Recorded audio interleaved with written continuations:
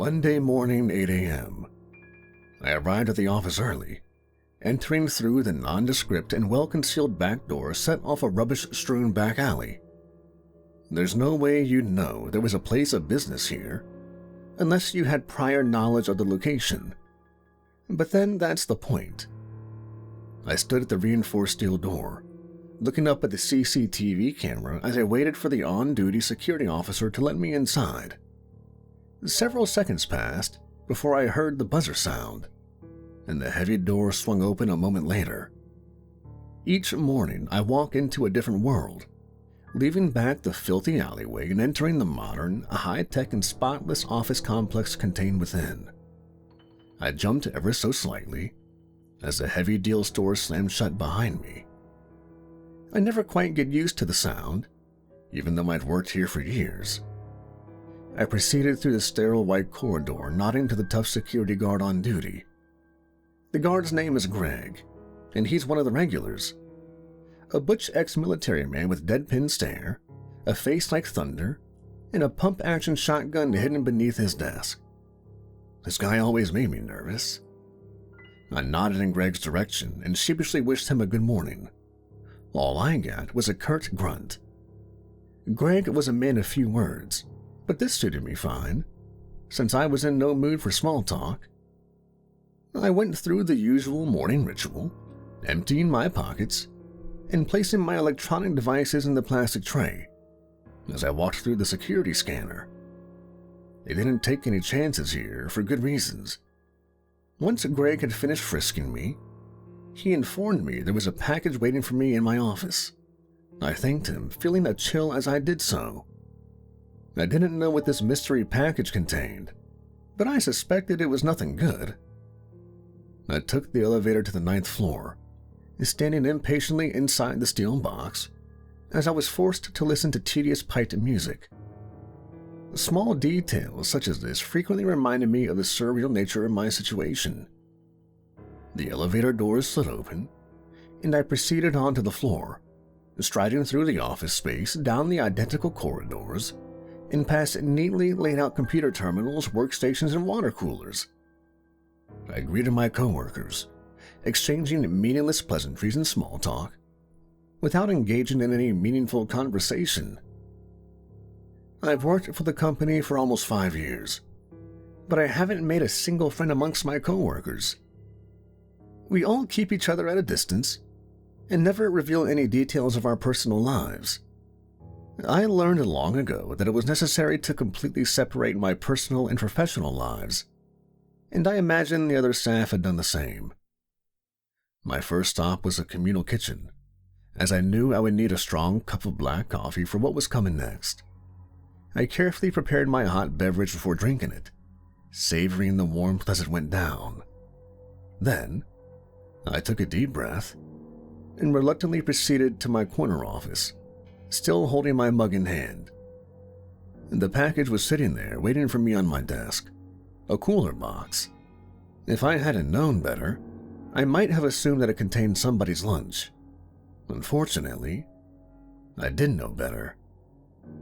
I carefully set my coffee mug down before firmly closing my office door and drawing the blinds. No one else needed to see this. I reached for the cooler with a shaking hand, carefully breaking the seal and lifting the lid. Taking another deep breath, I looked down at the contents, recoiling in horror at what I saw. A severed human head, sliced at the neck and packed in ice. The head was that of a human male aged in his 40s or 50s. His bloodshot, dead eyes remained open, staring up at the ceiling, and his mouth was gaping wide, as if trapped in an eternal scream. Unsurprisingly, his skin was a ghostly shade of pale, as all the blood had been drained from his face. I remained in a state of shock for a moment, fighting back my revulsion to examine the victim's face in more detail. It didn't take me long to recognize the dead man. I never met him, but his photograph and profile were contained within the encrypted file I provided to a particularly challenging client just 2 days before. This client had been contracted to carry out a very specialized and difficult task, one which I hadn't expected him to complete. but the severed head on my desk meant the contract had been fulfilled. So, despite my revulsion, I was able to breathe a sigh of relief, knowing that the job had been done and my commission was secure. I'm sure this is all rather confusing, so let me do my best to explain. I am a recruitment consultant working in a very specialized sector. What this means in practice is that I recruit unique and talented individuals for jobs that are rarely legal and often involve acts of extreme violence, up to and including ending someone's life. Also, some of my recruits aren't human, at least not in the strictest sense of the word. So, how did I get into this nefarious line of work? Well, that's a question I ask myself on a daily basis. I won't go into details, but it's a familiar story. I originally worked in the legitimate recruitment world and was fairly successful. But then came the economic shutdown. My company went bust and I got laid off.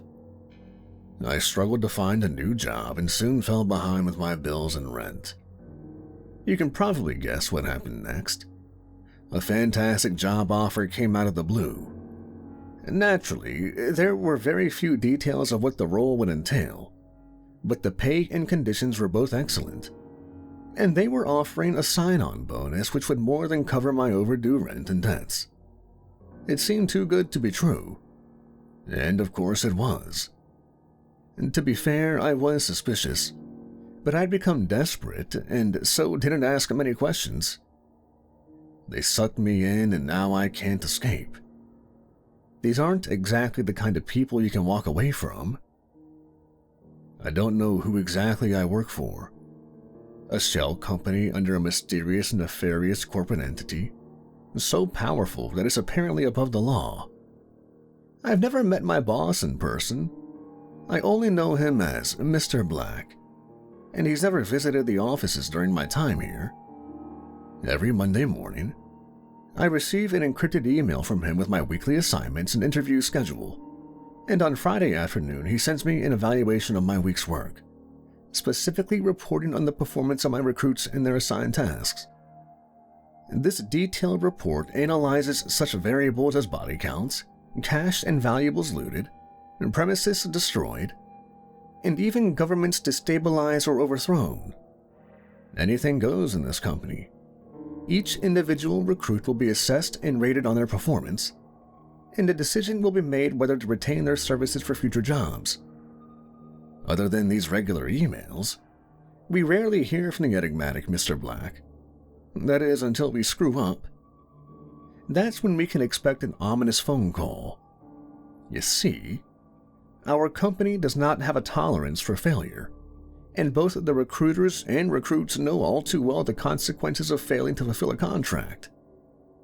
The term headhunter isn't taken literally in most of the recruitment sector, but not so in my company. And when Mr. Black says that heads will roll, he's not talking metaphorically. The main risk is for the recruit, but their failure reflects badly on the recruiter, and there can be severe consequences if our vetting process is found to be lacking. So perhaps now you can understand my relief at finding a severed head in a cooler on my desk first thing on a Monday morning. This is my confirmation of a job well done. It's screwed up, but better his head than mine. And perhaps it's best if I describe a day in my working life. Let's take last Thursday as an example. My first appointment that day was at 9:30 sharp. My client was a pyromancer. That is to say, an otherwise ordinary person who happens to have the ability to conjure up fire with the mere flick of his fingers. For obvious reasons, I'm not going to reveal his real name. So, for the purposes of this account, let's call him Keith. Keith is a fairly innocuous-looking individual, unremarkable when you first see him. He's a young man in his mid-20s, about 5'8", and of a medium build, clean-shaven and smartly turned out in a designer suit. Keith is polite and respectful compared to most of our clients. He's a pleasure to work with, to be honest. It's difficult to believe that this mild-mannered gentleman is capable of causing so much mayhem and destruction. This guy could burn the entire office to the ground in a matter of minutes, and there would be nothing anyone could do to stop him. But I wasn't worried, because Keith is a professional. "What's the job, boss?" he asked in a cheerful tone. I nodded my head, quickly typing on my keyboard and bringing up the details. Insurance fraud. The client's an industrialist with a failing factory downtown. He wants it burned to the ground. Obviously, the fire must look like an accident, so the investigation doesn't lead back to us. I take it that's not a problem. Keith smiled and nodded. "Piece of cake, boss. As you know, this is my bread and butter." He paused momentarily, a frown appearing on his brow. "It's just the building, though, right? No fatalities?" I took a breath before answering, struggling to contain my discomfort at his question. "Just the factory. He wants it done late at night when the building is empty. No witnesses." "Okay, then," Keith responded, barely disguising the disappointment in his voice. "Send me the details, and it's a done deal." It still gives me the chills when I think back to this conversation. As I said, I like working with Keith, up to a point at least, but I know he's a charming sociopath, the type who wouldn't think twice about burning a bus full of school children, as long as the price was right. Burning down an empty building was nothing to him, but he gets paid a higher rate for killing people. Nevertheless, Keith was a known entity, and I knew the job would be done clean and efficiently. My second client that day was a different prospect, though. My 12 noon appointee was a woman with considerable abilities and skills, but also somebody you didn't want to cross. The lady's name is Tabitha, or at least that's what she goes by. A striking woman in her mid-40s. Tabitha happens to be a fifth-generation voodoo witch. Learning from her ancestors, Tabitha has spent a lifetime honing her magical skills and is now considered one of the most powerful active witches in the world. What's more, she's also developed an appetite for the finer things in life, and therefore demands a higher fee for her services. Tabitha arrived 15 minutes early for her appointment, insisting to be seen immediately. I complied with her wishes, knowing it was easier to accommodate her on this. Everything had to be just right for Tabitha, the room temperature and the lighting, and her gourmet coffee prepared just the way she liked it. If anything wasn't to her liking, she would just walk right out the door, and that was the best-case scenario.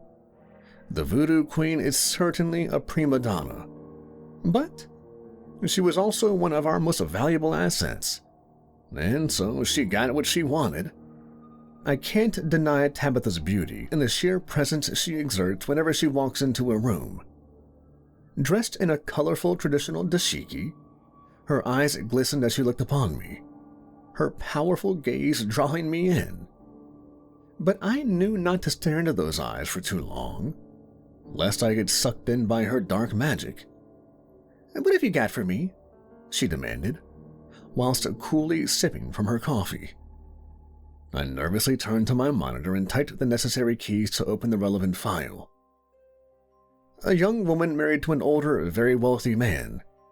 He's been cheating on her for years, and she's tired of waiting for her payday. They have no children, so she stands to inherit his entire fortune if he dies of natural causes. Luckily, the target already has a history of heart disease, and so it shouldn't be hard for you to work your magic. "How much?" Tabitha replied sharply, getting straight to business. She had no moral qualms about killing this man, nor would she have any difficulties in getting the job done. This was the question I was dreading, though, as I knew how she would react when I quoted her rate. "Are you kidding me?" she exclaimed, rising from her chair and pointing accusingly at me. "Don't you realize who I am? This price is an insult." Her eyes filled with rage. I knew all too well how dangerous this woman was, and I feared the repercussions of her anger. There was a panic button under my desk, a silent alarm that linked to the front security desk, but I knew I wouldn't need it. Tabitha had too much class to do anything in the room. "Unfortunately, we're on a fixed budget with this job," I muttered nervously.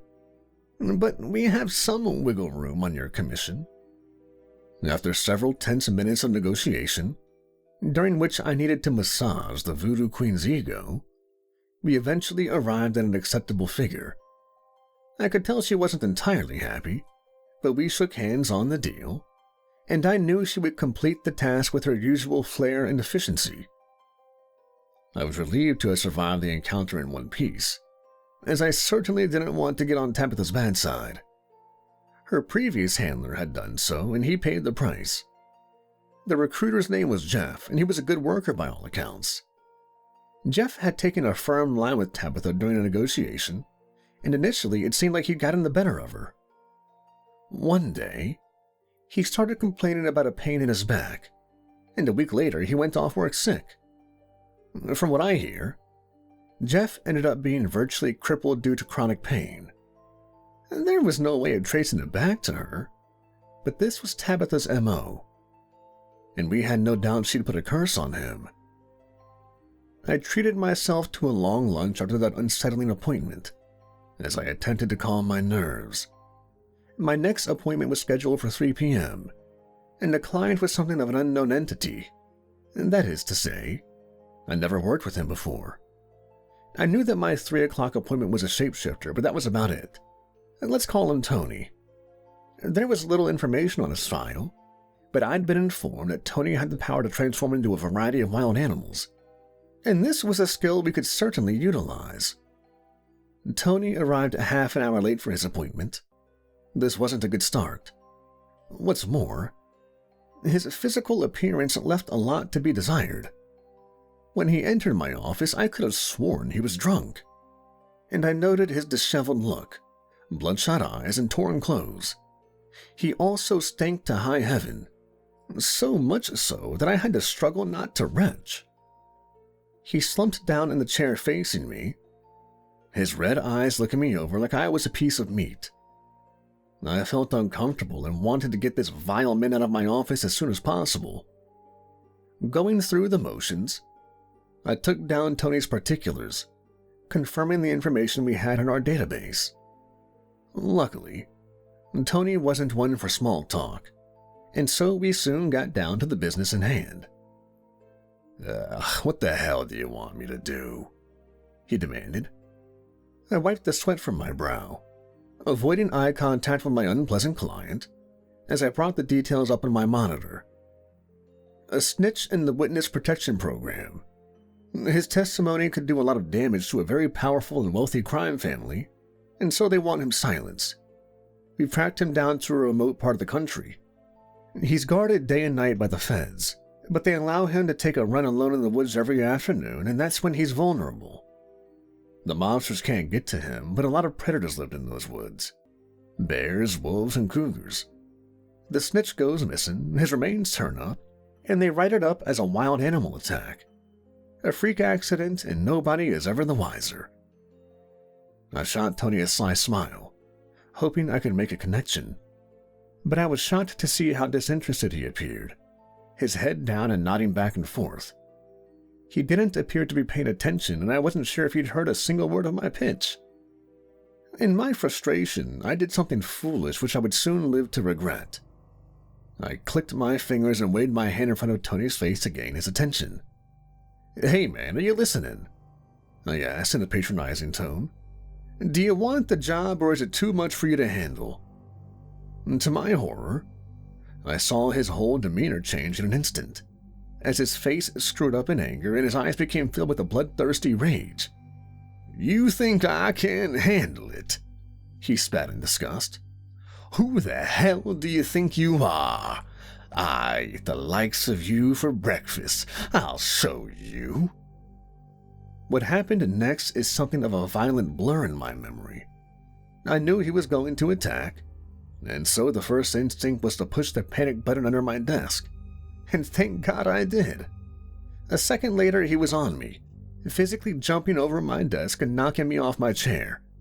Next, he pinned me to the ground, sitting on top of me as he transformed into something monstrous, his eyes glowing red as fangs extended from his gaping mouth. And simultaneously, he grew claws which cut deep into my chest, making me scream out in agony.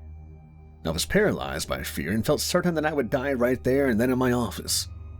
But just as Tony prepared to bite into my throat, 2 security officers burst into the room, shouting a warning as they both deployed their tasers, disabling the attacker before they dragged his limp body off of me. My employers were generous enough to allow me to take Friday off as a sick day. Luckily, my injuries weren't severe, although Tony had ruined a perfectly good outfit. The attack had shaken me up, but unfortunately such acts of violence go with the territory in my job. I was a bit more annoyed with the contract not being fulfilled. We'd get the snitch one way or another, but Tony clearly wasn't the man to carry out the job. Or so I thought.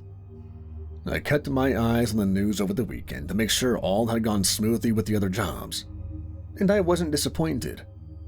A fire was reported during the early hours of Saturday morning, gutting a factory downtown. There was no suspicion of foul play. Then, on Sunday afternoon, a wealthy businessman suffered a fatal heart attack while playing golf. He was survived by his young wife, who stood to inherit everything. Keith and Tabitha had completed their work with typical efficiency. Nevertheless, I don't like loose ends, and I knew my employers weren't happy with the whole Tony fiasco. I was racking my brains on Monday morning to find a solution. That was until I arrived in the office and opened my package. The severed head inside belonged to the snitch, the man who the mobsters had been so keen to silence. After recovering from the initial shock, I opened an envelope which came with the cooler box. The crudely scribbled letter was from Tony. He apologized for the incident on Thursday, admitting that he'd lost his temper and promising that it wouldn't happen again. As a sign of good faith, he'd completed the job free of charge, and he hoped we could work together in the future. I smiled when I finished reading the note. My employers would be very happy with this outcome, and I was glad to have put this matter to bed. True, Tony was a loose cannon, but now I knew what I was dealing with, and I'd be able to handle him better in the future. And so, that's my story. You may well judge me and think what I do is evil, but I didn't choose this life, and I've got to make a living. It's a dangerous job, but the rewards are good. And who's to say what I do is any worse than those who sell cigarettes or guns, or companies that run sweatshops overseas? The likes of Keith, Tabitha, and Tony provide a service, and I facilitate this for my clients. This is what I do, and I'll keep doing it for as long as I last.